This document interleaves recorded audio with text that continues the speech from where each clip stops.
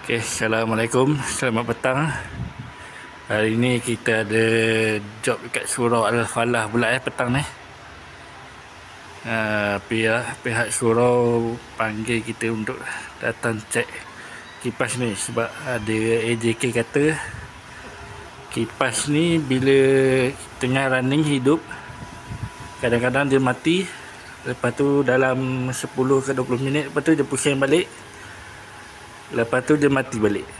Sekarang ni kita tengah tengok dulu apa masalah kipas ni. Sekejap lagi kita akan cek terbaik.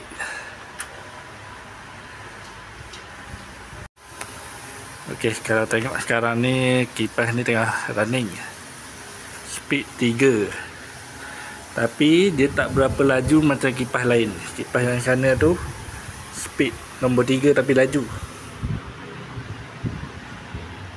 Yang ni dia dah tak berapa laju. Sekarang ni dia tengah running lagi. Kita udah dalam apa masalah dia? Sebab saya perasan dah 2-3 kali dah. Dia kadang-kadang dia pusing, lepas tu dia mati. Lepas 10 minit dia hidup balik. Dia yang kecil hitam tu kok. Tu lah saya rasa macam tu juga. So nak check dulu lah tu.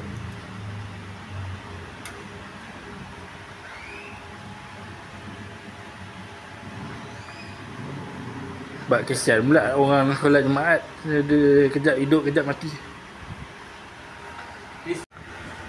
Okay, sekarang ni kita tengah tengok kipas ni masih running lagi. Tak tahulah bila agak ni dia akan stop, lepas tu dia pusing balik.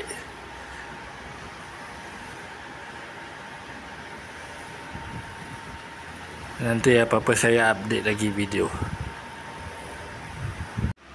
Okay guys, kalau kita tengok sekarang ni kipas sudah mati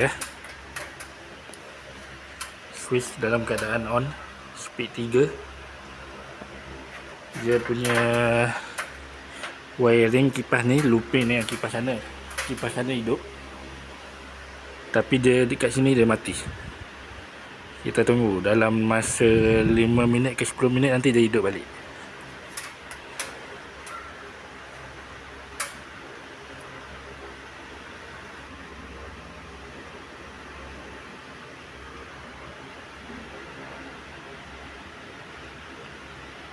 Switch dalam keadaan on speed 3 tu.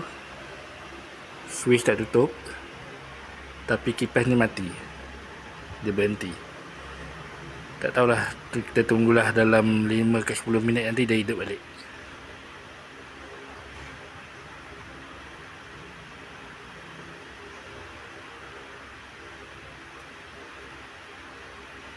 Nampak?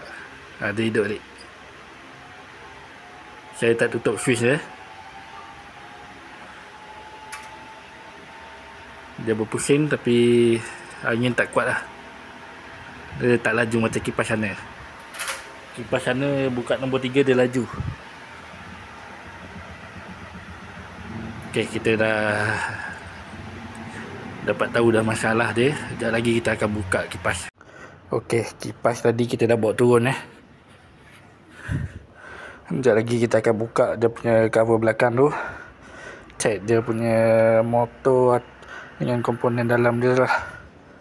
Apa yang menyebabkan dia berhenti, lepas tu dia hidup balik tu. Terbaik nanti saya update lagi video.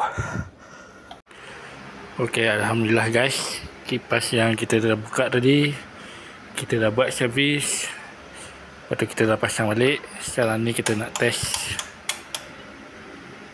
Setakat ni dia tak ada mati-mati lagi lah. Ok, terbaik, mantap.